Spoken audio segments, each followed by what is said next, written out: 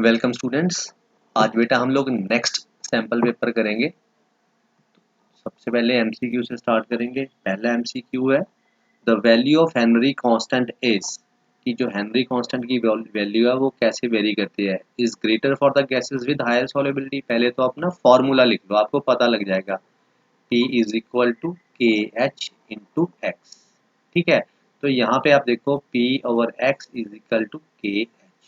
मतलब कि ये क्या है, जो गैस डिजोल्व हो रही है, जितनी गैस की सॉल्युबिलिटी ज़्यादा होगी उतनी उसकी के एच वैल्यू क्या होगी, कम होगी। या अगर सॉल्युबिलिटी कम होगी तो इसका मतलब के एच की वैल्यू की ज़्यादा होगी। तो यहाँ पे क्या है, यहाँ पे दोनों केस में हायर लिख दिया, यहाँ पे इनवर्सली प्रोपोर्शनल का रिलेशन बन रहा है, इसलिए ये वाला आंसर होगा।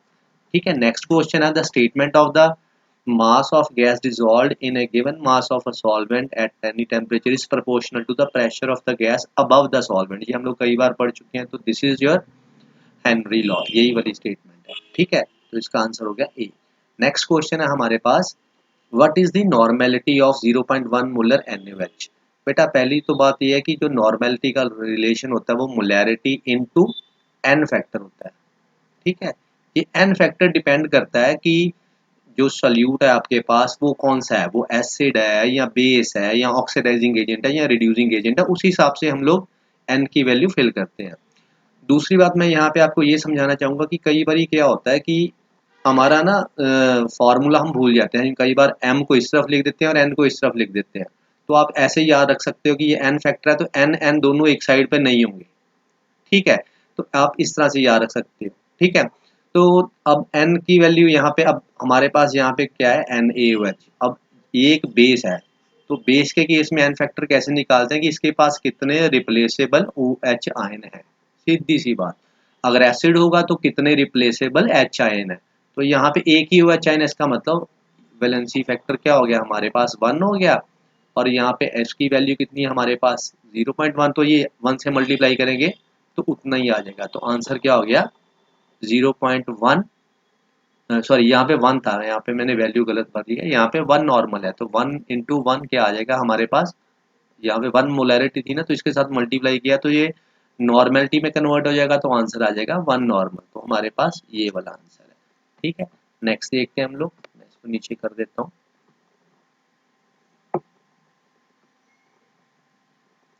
नेक्स्ट क्वेश्चन है conductance of an electrolyte depends upon the. Conductance जो है वो किस चीज के ऊपर डिपेंड करती है। तो बताओ, आप सोचो दिमाग में कि किसके ऊपर डिपेंड करती है जो कंडक्टेंस है। कंडक्टेंस ऑफ एन इलेक्ट्रोलाइट, तो ये डिपेंड करती है हमारे पास distance between the two electrode या नेचर। देखो एक एक करके हम लोग डिस्कस ही कर लेते हैं। सबसे पहले उसने पूछा है कि हमारे पास किस अपना जो इलेक्ट्रोलिटिक सोल्यूशन है उसकी कंडक्टेंस किसके ऊपर डिपेंड करती है। देखो आप इसको ऐसे समझो, जो इलेक्ट्रोलिटिक सॉल्यूशन है इसमें हमारे पास इलेक्ट्रोलाइट डाला हुआ है, आप ऐसे समझो। अब इसकी कंडक्टेंस जो है वो डिपेंड करती है कि इसमें हमारे पास कितने आयंस हैं। ठीक है, आयंस के ऊपर डिपेंड करती है। अब इलेक्ट्रोलाइट भी दो तरह के होते हैं, वीक एंड स्ट्रॉन्ग। एक हो गया वीक और एक क्या हो गया स्ट्रॉन्ग। अब स्ट्रॉन्ग के केस में क्या होगा, स्ट्रॉन्ग के केस में तो कितने सारे आयंस होंगे, बट वीक के केस में हमारे पास क्या है, वीक में हमारे पास जो है वो कम आयन है। तो मेरे हिसाब से यहाँ पे आंसर जो सही बनता है ये वाला तो है ही नहीं, नन ऑफ अबव भी नहीं है। अब इन दोनों में से कैसे हम लोग करेंगे, उसने एक तो कहा है कि आयंस जो है कंडक्टेंस डिस्टेंस के ऊपर डिपेंड करती है।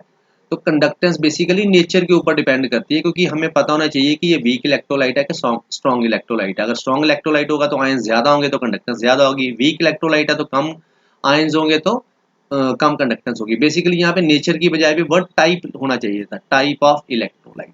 ठीक है बेटा, नेक्स्ट क्वेश्चन है हमारे पास the rate law for the reaction between substance and A B is given by this. मतलब आर आपके पास दिया हुआ है के into A power N and B is equal to power M. अब क्वेश्चन में कहा है कि अगर इसकी कंसंट्रेशन को डबल कर दिया जाए,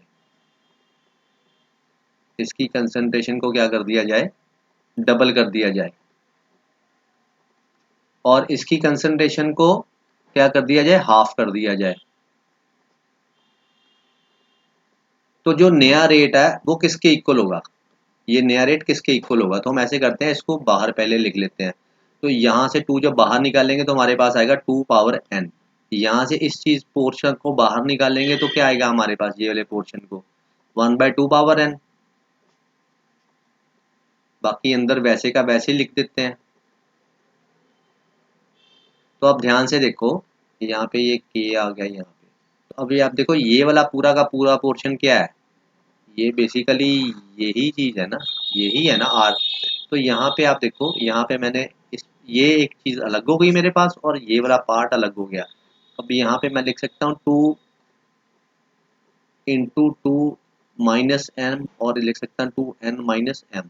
तो मेरे पास जो नया रेट आया वो किसके इक्वल आया, इसके इक्वल आया। तो इसका मतलब आंसर क्या होगा, सी होगा। नेक्स्ट क्वेश्चन हमारे पास है IUPAC name of the following. तो यहाँ पे हम IUPAC नेम में सबसे पहले क्या करते हैं, मैंने पहले भी समझाया था, ये हमारा है केटायन और ये हमारा है एनायन। पहले हम लोग केटायन की नेमिंग करते हैं, फिर हम लोग एनायन की नेमिंग करते हैं। अब केटायन में हमारे पास 3 लिगेंड है, एक क्लोरिडो है, एक नाइट्रो है और एक इथेन 1,2 डाइमीन है। अब अल्फाबेटिकली कौन सा सबसे पहले आता है, पहले ये आता है, फिर ये आता है, फिर ये आता है। ये पहले नंबर पे, ये दूसरे नंबर पे, ये तीसरे नंबर पे। तो और फिर उसके बाद हमने मेटल की नेमिंग करनी है। अब मेटल क्योंकि एक कैटायन का हिस्सा है इसलिए इसकी स्पेशल एंडिंग नहीं होगी, तो हम क्या बोलेंगे कि दिस इज क्लोरिडो इथेन बिस, ये बिस आएगा इसके, बिस इथेन 1,2 डाइमीन नाइट्रो क्लोरिडो बिस ethane 1,2 diamine nitro cobalt 3 chloride. तो ये वाला हमारा आंसर हो गया। ठीक है बेटा। नेक्स्ट क्वेश्चन है हमारे पास, इसको नीचे कर दूंगा।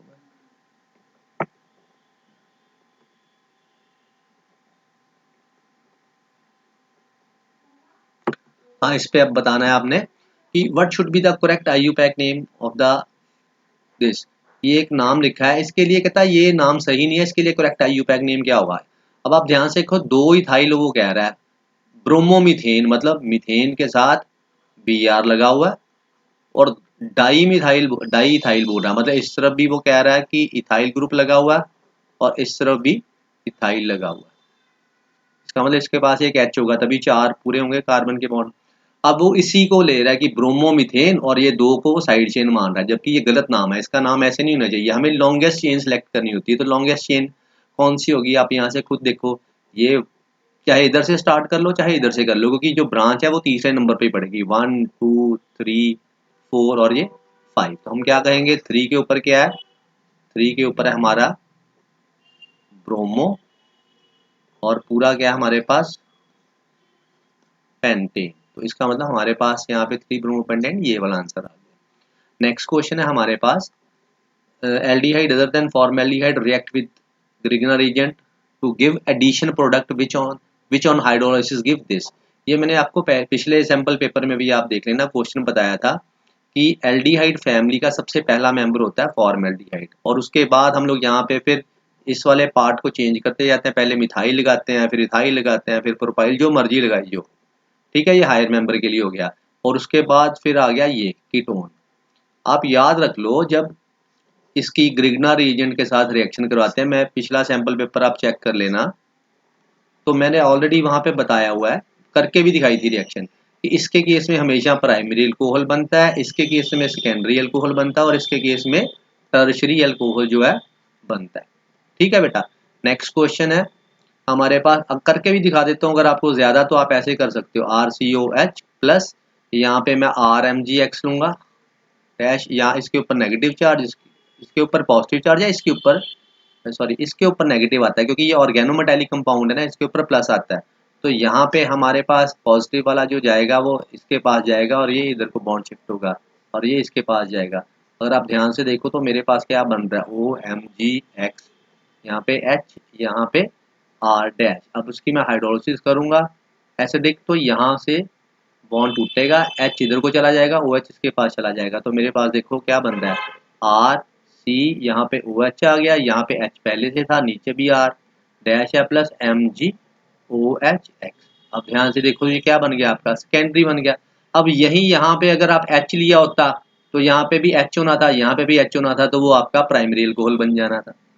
ठीक है, अगर इस तरफ इसी तरह अगर आप R ले लेते, दोनों तरफ R होता है, तो यहाँ पे क्या बनना था हमारे पास, तो तब हमारे पास टर्श, क्योंकि फिर यहाँ पे भी आर आ जाना था ये वाला, तो फिर यहाँ पे टर्शरी बनना था।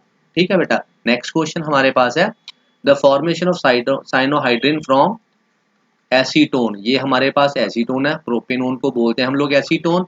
और इसमें जब हम लोग HCN की एडिशन करवाते हैं तो ये नेगेटिव पार्ट है, ये पॉजिटिव पार्ट है, ये नेगेटिव वाला पॉजिटिव के पास जाके ऐड हो जाएगा, ये यहाँ पे ऐड हो जाएगा, तो हमारे पास ये प्रोडक्ट बनता है। ये भी रिएक्शन हमने एक सैंपल पेपर में की थी, इसको बोलते हैं साइनोहाइड्रिन। तो ये एक न्यूक्लियोफिलिक एडिशन रिएक्शन है। ठीक है। नेक्स्ट क्वेश्चन है carboxylic acids are reduced by red phosphorus and HI। हाँ जी, जब भी कार्बोक्सिलिक एसिड और रेड फास्फोरस आपस में रिएक्ट करते हैं तो ये हमारे पास क्या बनाते हैं, अल्केन्स बनाते हैं, RCOOH रेड फास्फोरस। ठीक है। ये रिडक्शन करते हैं, रिडक्शन में क्या होता है, ये वाला पार्ट निकल जाता है और ये H इसके पास चला जाता है, तो हमारे पास प्रोडक्ट में अल्केन बन, नहीं सच, ये ऐसे नहीं निकलता, ये ऐसे निकलता है, ये यहाँ पे ये वाला पार्ट ऑक्सीजन निकल जाते हैं, ये H इसके साथ लग जाता है, मतलब हमारे पास RCH3 बनता है। ठीक है जी, क्योंकि इसका कार्बन भी तो हमने साथ में रखना है ना। उसके बाद नेक्स्ट क्वेश्चन है हमारे पास low spin tetrahedral complexes are stable, कि ये स्टेबल होते हैं, तो ये स्टेटमेंट जो है हमारे पास फॉल्स है। जो टेट्राहेड्रल कॉम्प्लेक्सेस होते हैं इसमें कम स्प्लिटिंग होती है, किसके कंपैरिजन में, ऑक्टाहेड्रल के कंपैरिजन में स्प्लिटिंग जो है वो कम होती है। इस वजह से क्या होता है, फिर इसमें लो स्पिन जो टेट्राहेड्रल कॉम्प्लेक्सेस है वो बनते ही नहीं है, वो स्टेबल नहीं होते। कौन से बनते हैं, हाई स्पिन बनते हैं। हाई स्पिन का मतलब है, क्योंकि डिफरेंस यहाँ पे क्या होता है, इस तरह से जब स्प्लिटिंग होती है 5 ऑर्बिटल्स में, ये टेट्राहेड्रल के केस में, तो वहां पे क्या होता है कि फिर इलेक्ट्रॉन जो है, क्योंकि इनको पेयरिंग के लिए एनर्जी ज़्यादा चाहिए होती है, तो वे वो बेटर है कि फिर वो उतनी ज़्यादा एनर्जी खर्च करने की बजाय, क्योंकि इनमें डिफरेंस कम होता है, तो फिर यहाँ पे चले जाते हैं। मतलब अगर आपके पास 3 इलेक्ट्रॉन है, एक यहाँ जाएगा, एक यहाँ जाएगा, तो तीसरा यहाँ नहीं आएगा, वो ऊपर चला जाएगा, तो अब क्या होगा, स्पिन क्या हो जाएगी ज़्यादा, इसलिए हाई स्पिन कॉम्प्लेक्स ऑब्जर्व होते हैं, ना कि लो स्पिन कॉम्प्लेक्स जो है वो ऑब्जर्व होते हैं। ठीक है बेटा। नेक्स्ट क्वेश्चन हमारे पास है ये कॉम्प्लेक्स और ये कॉम्प्लेक्स में से किसकी जो क्रिस्टल फील्ड स्टेबलाइजेशन एनर्जी है वो उसका मैग्नीट्यूड ज्यादा है, तो ऑब्वियसली जिसमें स्ट्रॉन्ग लिगेंड होता है उसमें, क्योंकि स्ट्रॉन्ग लिगेंड ज्यादा स्प्लिटिंग करवाता है, तो आपको पता है ये सायानाइड ज्यादा स्ट्रॉन्गेस्ट होता है ये ऑक्सालेट से, तो इस वजह से इसका आंसर क्या होगा, उसने कहा कि इसकी ज्यादा मैग्नीट्यूड होता है, तो ये गलत है, इसका मतलब ये भी फॉल्स स्टेटमेंट है। ठीक है। उसके बाद नेक्स्ट हमारे पास है Cannizzaro reaction is given bye aldehyde which do not have alpha hydrogen atom, बिल्कुल ठीक है। उसके बाद नेक्स्ट है picric acid is a strong acid, ये भी बिल्कुल ठीक है।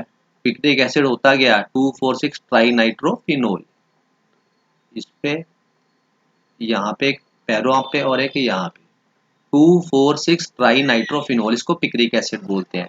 नेक्स्ट है मीथेन गैस जो है, मीथेनॉल है, is a gas at room temperature, ये भी फॉल्स स्टेटमेंट है। ठीक है बेटा। नेक्स्ट क्वेश्चन हम लोग करते हैं, ये पैरे के आप स्क्रीनशॉट ले सकते हो और हम लोग नेक्स्ट क्वेश्चन डिस्कस करेंगे। मैं ये कॉम्प्रीहेंशन नहीं करूंगा, ये आप इसका स्क्रीनशॉट लेके आपको खुद से इसका वो कर सकते हो, प्रैक्टिस कर सकते हो। नेक्स्ट क्वेश्चन हमारे पास आ गए 2 नंबर वाले, उसमें सबसे पहला क्वेश्चन है osmotic pressure is a colligative property. आपने इसका कैसे आंसर देना है, इसमें आपने कैसे आंसर बताना है। उसने कहा कि कॉलिगेटिव प्रॉपर्टी, अब कॉलिगेटिव प्रॉपर्टी कौन सी होती है, जो कि सल्यूट पार्टिकल्स के ऊपर डिपेंड करती है, तो आपने क्या करना है, आपने कहना pi is equal to CRT, ये हमें पता है कॉलिगेटिव प्रॉपर्टी का फॉर्मूला। और पाई क्या होता है, सी क्या होता है, सी हमारे पास N/VRT। तो देखो ये किसके ऊपर डिपेंड कर रहा है, number of moles of solute particles पे डिपेंड कर रहा है, इस वजह से ये कौन सी होगी, कॉलिगेटिव प्रॉपर्टी होगी। नेक्स्ट क्वेश्चन हमारे पास है the boiling point of benzene is this, ये पिछले सैंपल पेपर में एज इट इज था, जो पिछला 4th मैंने डिस्कस किया था वहां से देख सकते हो। उसके बाद नेक्स्ट क्वेश्चन देखते हैं, ये वाला भी बिल्कुल सिंपल है, इसमें कैलकुलेट द मोलर मास, आपको दिया क्या गया है द ऑस्मोटिक प्रेशर, ये भी हमने क्वेश्चन किया हुआ pi is equal to C into R into T। तो यहाँ पे आपको C की जगह पे आपने N/V भर देना, R इंटू टी भर देना। अगर नंबर ऑफ मोल्स नहीं दिए हुए तो आपको फिर इसको फर्दर फिर ऐसे यहाँ पे लीटर में भरना है, यहाँ पे R इंटू टी। अब देखते हैं क्या क्या गिवन है। अगर आपने आपने निकालना है ये, इसको ले जाओ इस तरफ और पाई को ले आओ इस तरफ। तो अब आप देखो पाई आपको दिया हुआ है कि नहीं, उसने कहा हुआ है कि osmotic pressure of such a solution is found to be this bar. तो इसका मतलब ये चीज़ हमें दी हुई है। ये हमें क्या दिया हुआ है, प्रोटीन का W2 भी दिया हुआ है। उसके बाद हमें ये वॉल्यूम भी दिया हुआ है, इसको 1000 से डिवाइड करके लीटर में कन्वर्ट कर लेंगे। ये भी हो गया। आर की वैल्यू हमें पता है, टेम्परेचर हमें 300 केल्विन दिया हुआ है, आर की वैल्यू नीचे दी भी हुई है। ठीक है, तो वो भी फिल कर देने तो आप हमारा आसानी से इसको निकाल सकते हैं। नेक्स्ट क्वेश्चन है कॉर्लिश लॉ के बेस पे, ये भी पिछले पेपर में था। तो नेक्स्ट है कि state Faraday's law of electrolysis. तो फैराडेज के दो लॉ हैं। अब वैसे पढ़ा ही हुआ, मैं जस्ट एक कर देता हूँ इसको कि जो किसी भी जब हम लोग इलेक्ट्रिसिटी पास करते हैं सेल में, तो वहाँ पे इलेक्ट्रोड पे जितनी भी अमाउंट ऑफ सब्सटेंस डिपॉजिट हो रहा है या लिबरेट हो रहा है, क्योंकि जब हम लोग सोल्यूशन में से इलेक्ट्रिसिटी पास करते हैं तो वो जो इसमें इलेक्ट्रोलाइट होता है, तो वो इलेक्ट्रोलाइट कहीं ना कहीं एनोड के थोड़ में से किसी के ऊपर जाएगा, कैटायन एक तरफ जाएगा, एनायन एक तरफ जाएगा। तो वहाँ पे जाके एज ए गैस लिबरेट हो रहे हैं या वहाँ पे जाके सॉलिड फॉर्म में डिपॉजिट हो रहे हैं। वो जितनी भी अमाउंट हो रही है वो किसके ऊपर डिपेंड करती है, कितनी आप क्वांटिटी ऑफ इलेक्ट्रिसिटी जो है वो पास कर रहे हो। ठीक है बेटा। और अगर दो आपके पास इस तरह से हो तो फिर आप उनको उनके इक्वलेंट वेट्स के कॉरस्पॉन्डिंग ले सकते हो। दो सॉल्यूशंस में अलग अलग सेम अमाउंट ऑफ इलेक्ट्रिसिटी अगर आप पास करते हो तो वो उनके इक्वलेंट वेट्स की रेशियो के इक्वल होता है। नेक्स्ट हमारे पास है केमिकल रिएक्शन जो है इसको भी थोड़ा सा नीचे करके इसमें यहाँ पे दिया हुआ हमारे पास ये कि कोई भी केमिकल रिएक्शन है, रेट इंक्रीज कर रहा है by factor this when concentration of x is increased by 1.5। तो ऐसे है हमारे पास ये दिया हुआ बेटा, ये अच्छा क्वेश्चन है। आप इसको ऐसे करो, आप पहले तो रेट लॉ लिख लो। अब यहाँ पे हमें कुछ पता नहीं है कि कितनी वैल्यू, क्योंकि ये तो एक्सपेरिमेंटली फाइंड आउट होता है, तो मैं n लिख देता हूँ। अब उसने क्या कहा है कि rate increases by factor 2.5 when x is increased by 1.5, कि जो रेट है वो बढ़ जाता है, कितना हो जाता है, बढ़कर इतना। कब? जब इसकी वैल्यू कितनी कर देते हैं हम लोग, x की 1.5 टाइम्स बढ़ा देते हैं। ठीक है, तो ये आपके पास एक तरह का पहले वाली वैल्यू आ गई, ये दूसरे वाली आ गई। इसको एक इक्वेशन मान लो, इसको इक्वेशन नंबर 2 मान लो। Divide divide equation 1/2। तो क्या करेंगे, r को इससे डिवाइड कर देते हैं 2.25 r से, k को k से डिवाइड कर दिया, x को n से कर दिया और इसको इससे कर दिया। ठीक है, अब आप देखो ये कट गया, ये कट गया, यहाँ पे बच गया हमारे पास 1/2.25 और इधर बच गया ये वाला x। इसको कॉमनली दोनों के ऊपर ही लिख देते हैं पावर। ठीक है, n। ठीक है, अब यहाँ पे आपने क्या करना है, यहाँ पे साथ में वो लिख दो, क्योंकि यहाँ पे x आना था, यहाँ पे x आना है, यहाँ पे भी x आएगा। ठीक है, अब आपने क्या करना, आप देख लो, कंपेयर करना दोनों को। अगर मैं इस चीज को मतलब कि जो यहाँ पे साइड पे लिख देता हूँ, यहाँ पे 2.25 जो है, अगर मैं इसको ध्यान से देखो तो मैं इसको ऐसे नहीं लिख सकता कि ये 1.5 का स्क्वायर लूं तो ये 2.25 होता है। इसका मतलब ये हो गया कि इसको मैं ऐसे लिख सकता हूँ 1.5 पावर 2। उससे क्या होगा, इस तरफ आ जाएगा 1/2 1.5 इसकी जगह पे पावर 2, क्योंकि इसको आप पावर लोगे तो वो इतने बन जाएगा। क्योंकि मैं मान लो डेसिमल नहीं है तो 15 इंटू 15 225 हो गया। अब दो डिजिट के बाद डेसिमल आ जाना तो 2.5 ही बनेगा, तो ये 2.25 बनेगा। ठीक है, और ये 1.5 का करने पर आएगा। दूसरी तरफ हमारे पास क्या है, दूसरी तरफ ये एक्स एक्स भी कट जाएगा, यहाँ पे आएगा 1.5 पावर n। अब बेस सेम है तो पावर क्या हो जाएंगे, इक्वल। इसका मतलब n की वैल्यू क्या हमारे पास आएगी 2। उसने पूछा ऑर्डर, तो n इज 2। होप है आपको बेटा ये समझ लग गई होगी। नेक्स्ट क्वेश्चन देखते हैं, इसको थोड़ा सा नीचे कर लें, इसको नीचे कर लें।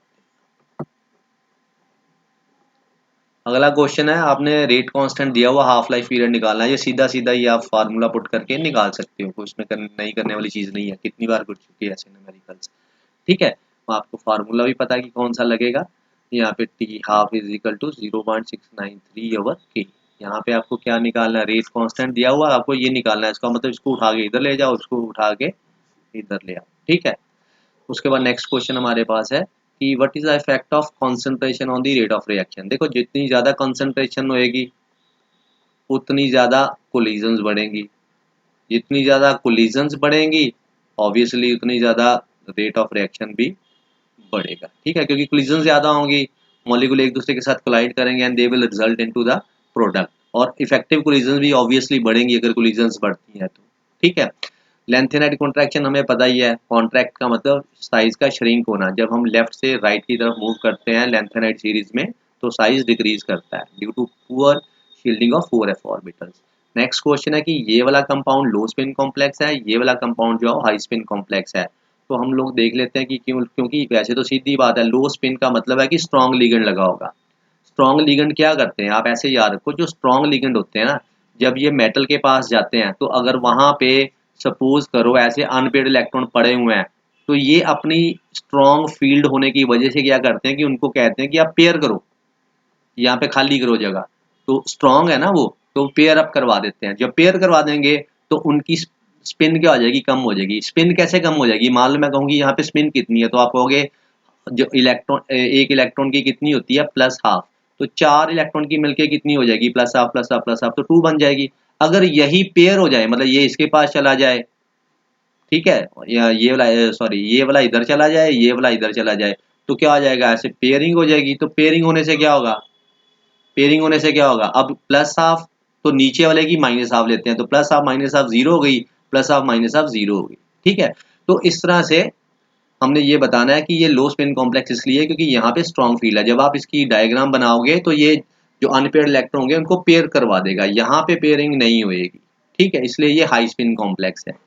नेक्स्ट क्वेश्चन है कि define linkage isomerism and right one linkage isomers of. Linkage isomerism मतलब जिसमें लिगेंड की लिंकेज का डिफरेंस हो, जैसे यहाँ पे ये है, यहाँ पे जो NO2 ग्रुप है ये दो तरह से इसके, ये एक तरह का एम्बिडेंट लिगेंड है, ये थ्रू नाइट्रो भी जो है बॉन्ड बनाता है और थ्रू ऑक्सीजन भी जो है बॉन्ड बनाता है। तो यहाँ पे ये थ्रू ऑक्सीजन बना रहा है तो उसको ओ नाइट्राइटो हम लोग बोलेंगे, ठीक है। जब N के थ्रू करता है तो फिर हम सिंपल नाइट्रो वर्ड जो है वो यूज करते हैं। नेक्स्ट हमारे पास है how will you prepare Williamson synthesis. How will you prepare ethers bye Williamson synthesis. Williamson synthesis क्या होता है, जब हम लोग अल्काइल हैलाइड की रिएक्शन RONA के साथ करते हैं in the presence of dry ether, तो क्या होता है ये X और Na निकल जाता है और हमारे पास क्या बन जाता है, ईथर बन जाता है। अब उसने क्वेश्चन किया it requires proper choice of reactant. हाँ जी, इसमें रिएक्टेंट की चॉइस जो प्रॉपर है होनी चाहिए। उसका रीजन क्या है, क्योंकि जब अल्काइल हैलाइड है, अगर ये जब ये X निकलेगा तो यहाँ पे कार्बोकेटाइन बनेगा। ये वाली रिएक्शन जो होती है ये एक स्टेप में होती है, आपको याद रखना है कि जो विलियमसन सिंथेसिस है वो एक स्टेप में रिएक्शन होती है। अब एक स्टेप जो रिएक्शन होती है उसमें क्या होता है कि साथ ही साथ जो आगे न्यूक्लियोफाइल ने लगना होता है और जो वीकर न्यूक्लियोफाइल है उसने निकलना होता है। मतलब यहाँ पे आगे ये वाला पार्ट लगेगा, इसको मैं रेड करता हूँ, इस पार्ट ने लगना है यहाँ पे आगे, और इसने जो है वो एक्स ने निकलना है बाहर, ठीक है, दोनों काम इकट्ठे होने हैं। तो इस वजह से यहाँ पे हमारे पास प्राइमरी अल्काइल हैलाइड होना चाहिए, ना कि सेकेंडरी या टर्शरी होना चाहिए। इस वजह से चॉइस होनी बहुत ही जरूरी है, ठीक है बेटा। नेक्स्ट क्वेश्चन है हमारे पास aromatic aldehyde and ketones are less reactive than aliphatic compounds. तो इसमें हम लोग बताएंगे,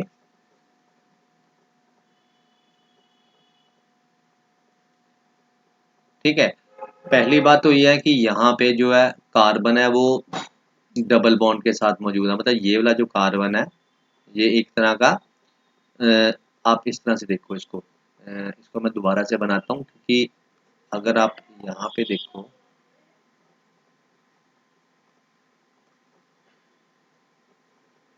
ये मैंने इसलिए इस तरह से बनाया और एक तरह मैं सिंपल बना देता हूँ। यहाँ पे जो कार्बन है इसकी इलेक्ट्रोफिलिसिटी कम होती है, इसलिए न्यूक्लियोफाइल जो है यहाँ पे अटैक करना उसके लिए मुश्किल हो जाता है। यहाँ पे क्यों कम हो जाती है, क्योंकि जब ये बॉन्ड इस तरफ जाता है ताकि इसके ऊपर प्लस आ जाए, प्लस आएगा तो न्यूक्लियोफाइल अटैक करेगा, पर साथ ही क्योंकि डबल सिंगल डबल ये अल्टरनेटिवली जब पड़े होते हैं तो रेजोनेंस हो जाती है, कॉन्जुगेशन हो जाती है, तो ये यहाँ पे शिफ्ट कर जाएगा, ठीक है। जबकि इस केस में ऐसा कुछ भी नहीं है, यहाँ पे कोई ऐसा डबल सिंगल डबल वाली नहीं है। इस वजह से क्या होता है कि ये कार्बन की इलेक्ट्रोफिलिसिटी कम होने की वजह से ये जो है, जो एरोमेटिक एल्डिहाइड्स हैं, ये ज़्यादा रिएक्टिव जो है वो नहीं होते। Same is for the ketones, क्योंकि उसने एरोमेटिक के लिए वर्ड यूज़ किया। यहाँ पे आप इसकी एच की जगह पे यहाँ पे सी या सी लगा दो, बात वही की वही रहेगी। ठीक है बेटा। नेक्स्ट क्वेश्चन हमारे पास है, 1 मिनट नीचे कर लें इसको।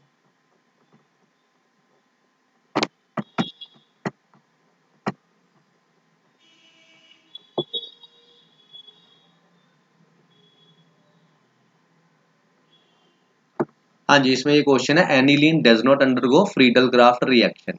अब बेटा एनिलीन जो है, देखते हैं क्या इसमें रीजन क्या है, NH2। ठीक है।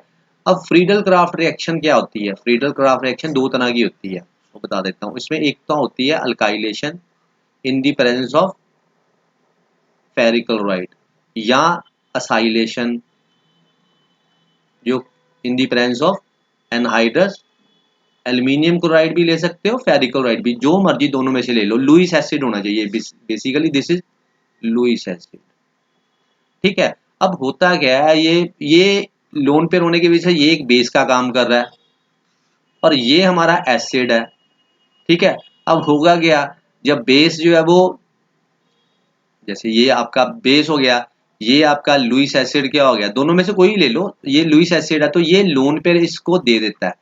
क्योंकि लुईस एसिड क्या होते हैं, लुईस एसिड वो वाले कंपाउंड्स को बोलते हैं जो कि इलेक्ट्रॉन डेफिशिएंट होते हैं। इलेक्ट्रॉन डेफिशिएंट कंपाउंड को ही हम लोग लुईस एसिड बोलते हैं। तो इलेक्ट्रॉन डेफिशिएंसी, तो उनको तो इलेक्ट्रॉन चाहिए, क्योंकि इनके वैलेंस शेल में 8 इलेक्ट्रॉन पूरे नहीं है, तो फिर ये लोन पेयर इसको डोनेट कर देता है। तो इस वजह से क्या होता है कि ये अपनी वो खो देता है। यहाँ पे क्वेश्चन में क्या था कि डज नॉट अंडर, वो क्यों नहीं होता, क्योंकि ये अपने, अब ये इसके ऊपर जो प्लस ही खत्म हो गया, तो अब इलेक्ट्रोफाइल यही रिएक्ट कर गया, तो फिर इलेक्ट्रोफाइल अटैक कैसे करेगा?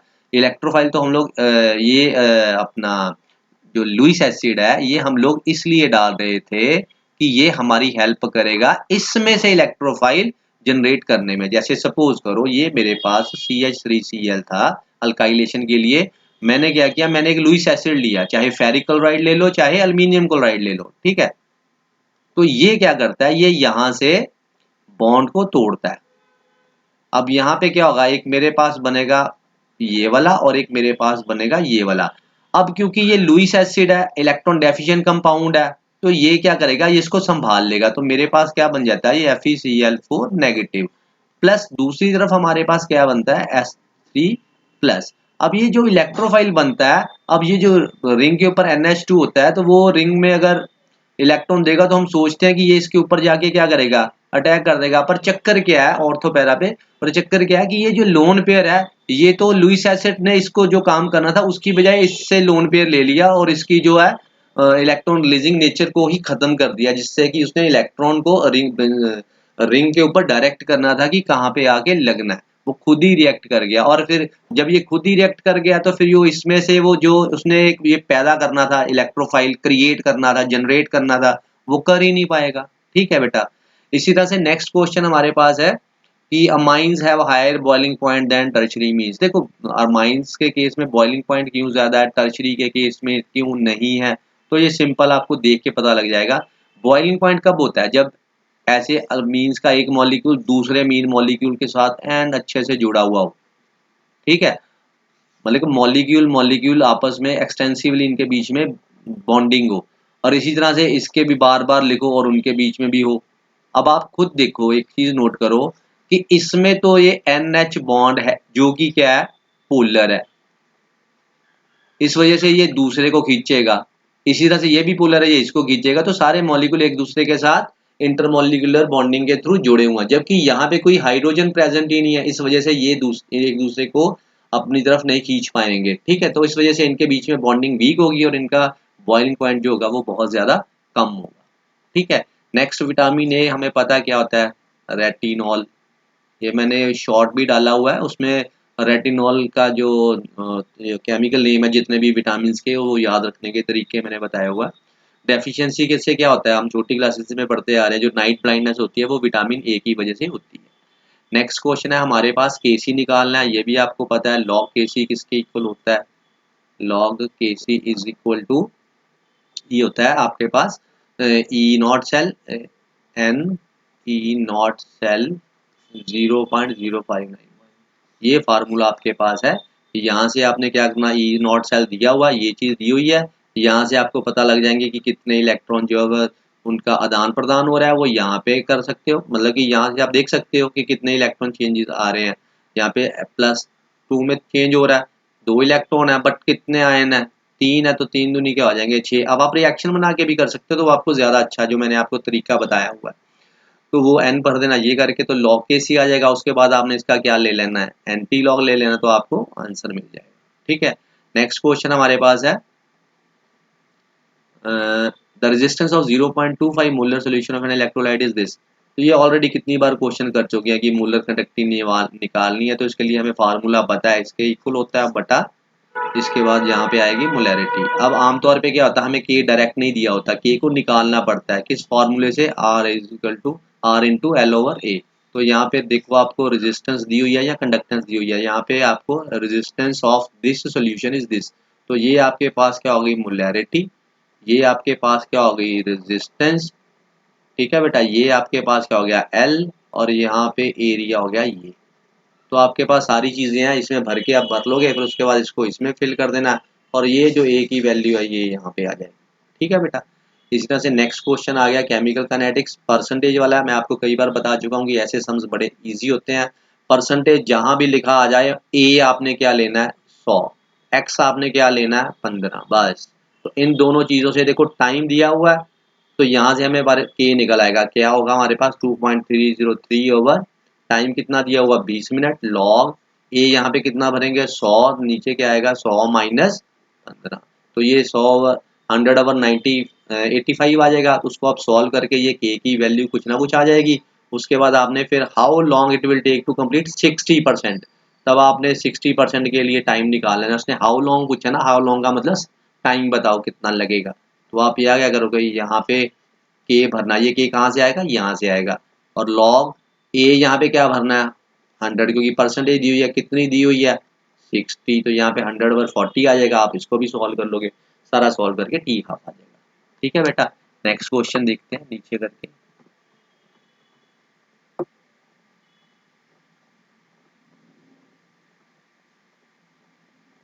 हाँ जी, नेक्स्ट क्वेश्चन है phenyl methyl ether reacts with HI to give phenol and methyl iodide. ये देख कि ये जो आपके पास फिनाइल मिथाइल ईथर है, जब हम इसकी रिएक्शन HI के साथ करवाते हैं, तो ये जो हैलाइड आयन है it will attack on the smaller group, attack on smaller group. तो अब आप देखो, एक तरफ ये इतना बड़ा ग्रुप लगा हुआ है, एक तरफ छोटा लगा हो, तो हैलाइड किसके ऊपर अटैक करेगा, इसके ऊपर करेगा, क्योंकि यहाँ पे स्टेरिक हिंड्रेंस भी ज्यादा है। स्टेरिक हिंड्रेंस का मतलब होता है भीड़ भड़का ज्यादा, बड़ा ग्रुप है ना, तो इस वजह से हैलाइड आयन जो है वो इसके ऊपर अटैक करता है, और इस वजह से ही हमारे पास जब आई इसके पास चला जाएगा, तो ये CH3I बन जाएगा, यहाँ से बॉन्ड टूट जाएगा, और यहाँ पे हमारे पास बन जाएगा दूसरा एक, हमारे पास ये वाला पार्ट बन जाएगा। यही उन्होंने बोला मिथाइल आयोडाइड और फिनोल बनता है। ठीक है, अगर ये इसके पास चला जाता तो फिर आइडोबेंजीन बनना था, पर वो जा ही नहीं सकता क्योंकि ये बड़ा ग्रुप है। वो प्रेफर क्या करता है, जो छोटा ग्रुप है उसके ऊपर अटैक करना।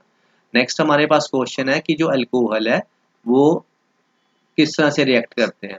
सोडियम के साथ जब रिएक्ट करता है, जो यहाँ HI के साथ करता है, और फिर एसिटाइल क्लोराइड के साथ करता है, तो क्या प्रोडक्ट बनेगा, इससे बनेगा हमारे पास RONA सोडियम एल्कोक्साइड, इसमें हमारे पास अल्कीन बन जाता है, और इसमें हमारे पास RCOOCH3 बनेगा। अब ये मैंने कैसे बनाया, देखो सिंपल सा फंडा है, ये आपके पास अल्कोहल है, और अगर आप इसको ध्यान से देखो ये वाले कंपाउंड को, तो ये किसका किसका डेरिवेटिव है, ये एसिड का डेरिवेटिव है। जब भी अल्कोहल और एसिड आपस में रिएक्शन करते हैं तो हमारे पास एस्टर बनता है, इस वजह से ये वाली चीज ये बन गया, और हमारे पास प्रोडक्ट में क्या आ गया ROCOCH3 प्लस HCl, तो यही मैंने बनाया था।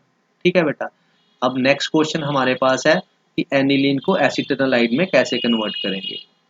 तो ये हमारे पास एनिलीन है। एसिटाइलाइड से कन्वर्ट करने के लिए हम इसको एसिटिक एनहाइड्राइड में से रिएक्शन करवाएंगे, क्योंकि हमें एसिटाइलाइड का फॉर्मूला ये होता है, ये NHCOCH3। अब आपको यहाँ पे पता लग रहा होगा ये एसिटो ग्रुप हमें चाहिए, तो ये एसिटिक एनहाइड्राइड से लेते हैं, एक H यहाँ से निकलता है, एक ये, तो ये एसिटिक एसिड बन जाएगा और ये वाला पार्ट यहाँ पे लग जाएगा, मतलब साथ में इस तरफ क्या बनेगा, COOH। दूसरा क्वेश्चन है कि एनिलीन से हम लोग, ये एनिलीन है, इससे हम लोग बेंजोनाइट्राइल कैसे बनाएंगे। एनिलीन की जब हम लोग रिएक्शन करवाते हैं सोडियम नाइट्राइट प्लस HCl से, तो ये हमारे पास कन्वर्ट हो जाता है बेंजीन डाइजोनियम क्लोराइड में। बेंजीन डाइजोनियम क्लोराइड जो है, उसके बाद हमने यहाँ पे CN लगाना है, तो हम क्या करते हैं, कॉपर साइनाइड से करवाते हैं रिएक्शन। ठीक है, तो ये हमारे पास कन्वर्ट हो जाता है इसमें, तो इसका नाम ही है बेंजोनाइट्राइल। अब एक मैं आपको एक और चीज बता देता हूँ कि जब भी बेटा बेंजीन रिंग हो आपके पास और उसके ऊपर जो कार्बन लगा हुआ है, उसके पास अगर 2 हाइड्रोजन है या 1 हाइड्रोजन है और या फिर कोई हाइड्रोजन नहीं है, ये मैंने जो बॉन्ड बनाया इसका मतलब कुछ लगा होगा यहाँ पे, तभी इसकी 4 वैलेंसी पूरी होगी। तो इस पोर्शन को हम लोग बोलते हैं बेंजाइल, इसको बोलते हैं बेंजल, इसको बोलते हैं बेंजो। अगर आप इसको ध्यान से देखो तो यहाँ पे ट्रिपल बॉन्ड होता है, तो ये वाला पार्ट हमारे पास क्या बन गया, देखो ना, ये ऐसे करके देखो आप,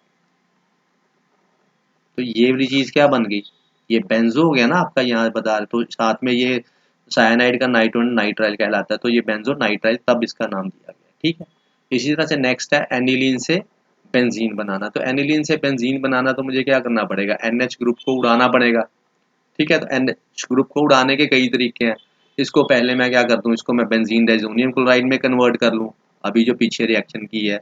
उसके बाद बेंजीन डाइजोनियम क्लोराइड से मैं इसकी सैंड में रिएक्शन करने के बाद क्या करूं, इसको इसमें कन्वर्ट कर दूं क्लोरोबेंजीन में। फिर मैं इसको डॉज प्रोसेस आपने पढ़ा है इसमें, उसमें क्या होता है, जो एक्वस NaOH से रिएक्शन कराते हैं 623 केल्विन और 300 एटमॉस्फेयर प्रेशर में एक्वस NaOH के साथ, तो ये क्या कन्वर्ट हो जाएगा, ये कन्वर्ट हो जाएगा यहाँ पे OH में, और इसमें बाद में जिंक डस्ट डाल के, तो ये OH जो है जिंक डस्ट उड़ा देता है।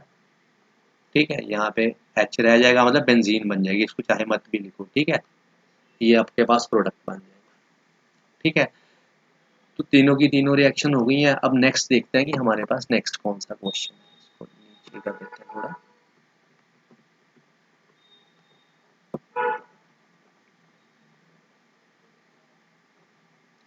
नेक्स्ट क्वेश्चन हमारे पास है बेटा कि कौन सा इसमें स्ट्रॉन्गर रिड्यूसिंग एजेंट है। देखो, रिड्यूसिंग एजेंट कौन होता है, जिसकी खुद की ऑक्सीडेशन होती है तभी वो दूसरे को रिड्यूस करेगा। अब खुद की ऑक्सीडेशन का मतलब होगा कि वो इलेक्ट्रॉन लूज करेगा। अब हमने ये चेक करना है कि इसमें से कौन इलेक्ट्रॉन जो है वो लूज करेगा। अगर मैं आर्गोन की क्रोमियम की कॉन्फ़िगरेशन लिखूं तो ये होती है 4s1 3d5, और हमें दिया हुआ क्रोमियम 2+, तो इसकी देख लेते हैं। क्रोमियम 2+ का मतलब मुझे 2 इलेक्ट्रॉन निकालने हैं, एक यहाँ से निकल जाएगा और एक निकल जाएगा इसमें से। अब दूसरी बार देखो, आयरन के केस में क्या होता है, आयरन के केस में इसका एटॉमिक नंबर 26 है आर्गोन, और 4s2 3d6। अब अगर मैं आयरन 2 पॉजिटिव लिखूं तो यहाँ पे क्या मेरे पास बनेगा, यहाँ पे ये निकल जाएंगे 2 इलेक्ट्रॉन बाहर और मेरे पास 3d6 बनेगा। अब आप इसको चेक करो, डी के जो 4 इलेक्ट्रॉन है 1 2 3 एंड 4, और इसके केस में देखो कितने हैं हमारे पास 1 2 3 4 5, और ये हो गया 6। तो अब देखो, इसमें 4 इलेक्ट्रॉन है, इसमें 6 है।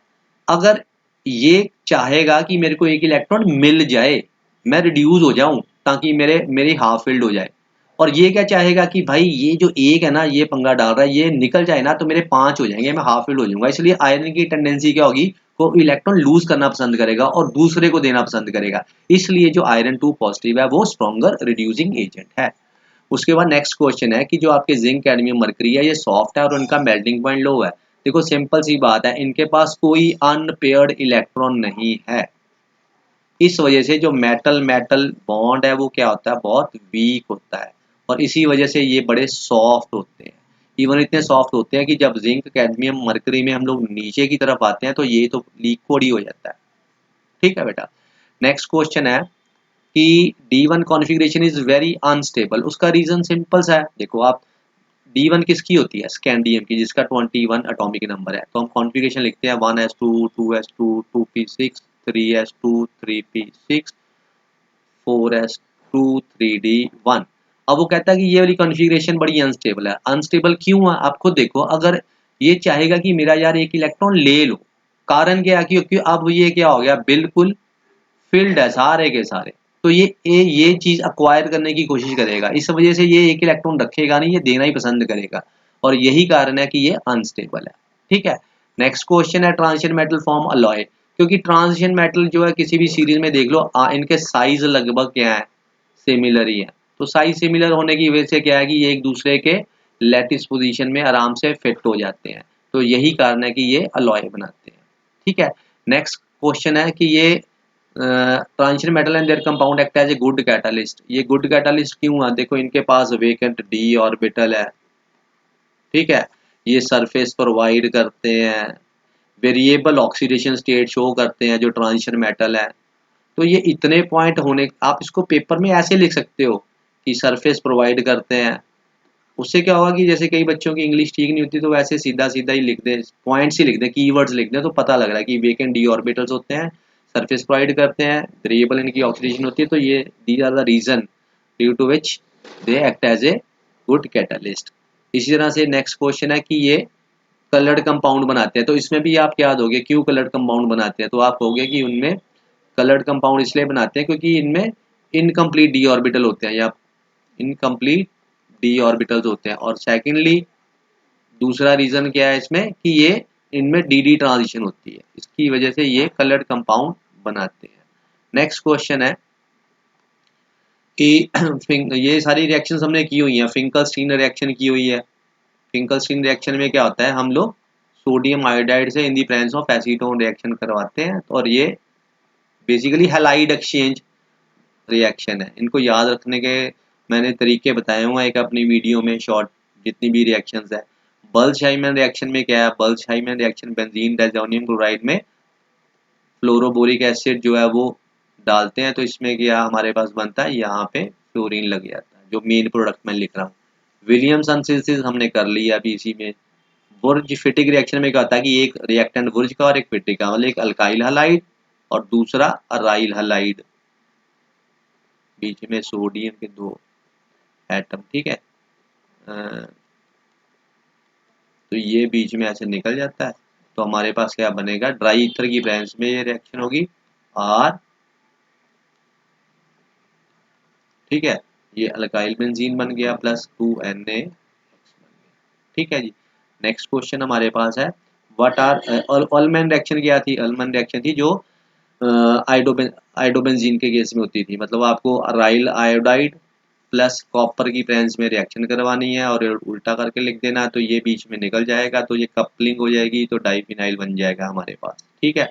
नेक्स्ट क्वेश्चन है एम्बिडेंट न्यूक्लियोफाइल क्या होते हैं। न्यूक्लियोफाइल जो होते हैं जो इलेक्ट्रॉन पेयर को डोनेट करते हैं। ठीक है, मतलब कि लिगेंड का काम करते हैं। एम्बिडेंट क्या हो गया, जिसमें दो डोनर एटम हो पर एक टाइम पे वो एक को ही कर सकता है। ठीक है, डोनेट कर सकता है, जैसे यही वाला हो गया ONO वाला और NO2 वाला हो गया। ठीक है। नेक्स्ट क्वेश्चन है, हम लोग देखते हैं, इसको नीचे कर लेता हूँ मैं, हटाना पड़ेगा। हाँ जी। नेक्स्ट क्वेश्चन है which compound in each of the following pair will react faster. कौन सा कंपाउंड है पेयर में से जो SN2 रिएक्शन जल्दी देगा। जो देखो बेटा SN2 रिएक्शन जो है ये एक स्टेप में होती है, सिंगल स्टेप में, ये आपको पता होना चाहिए। सिंगल स्टेप का मतलब है न्यूक्लियोफाइल ने लगना है, साथ ही साथ लिविंग ग्रुप ने छोड़ना है, ग्रुप कर जाना, मतलब वीकर ने निकल जाना, स्ट्रॉन्गर न्यूक्लियोफाइल ने आगे लग जाना है। अब इन दोनों में देखो आप, तो ये इस दोनों में से कौन सा बॉन्ड जो है वो वीक होगा। अब देखो यहाँ पे तो दोनों ही प्राइमरी है। आमतौर पे क्या होता है कि जो प्राइमरी है वो जल्दी देते हैं, सबसे ज़्यादा SN2 रिएक्शन जल्दी देते हैं, फिर सेकेंडरी, फिर टर्शरी। अब ये इन दोनों को मैं अगर आपको चुनने को कहूँ तो आप कहोगे कि ये वाला जो है वो SN2 रिएक्शन फास्ट देगा, और इन दोनों में से क्या करेंगे, क्योंकि ये दोनों ही प्राइमरी है, तो यहाँ पे हम देखेंगे कि ये जो आई है ना, ये it is a better leaving group, it is better leaving group, leaving group, ये बेटर लिविंग ग्रुप है। क्यों बेटर लिविंग ग्रुप है? क्योंकि आई जो है वो उसके ऊपर नेगेटिव चार्ज आएगा। इसी तरह से आर बी आर में भी जब बी आर निकलेगा तो बी आर नेगेटिव चार्ज आएगा। मैं आपसे पूछूं कि ये नेगेटिव चार्ज को अच्छी तरह से अकोमोडेट कर सकता है या ये कर सकता है? इसका साइज बड़ा होने की वजह से ये अकोमोडेट कर सकता है, इस वजह से आयोडाइड जो है वो बेटर लिविंग ग्रुप है। तो इसका आंसर फिर क्या होगा दोनों में से, कि कौन फास्ट करेगा? ये वाला करेगा। ठीक है, तो वो बेटा आपको समझ लग गई होगी। थैंक यू बेटा।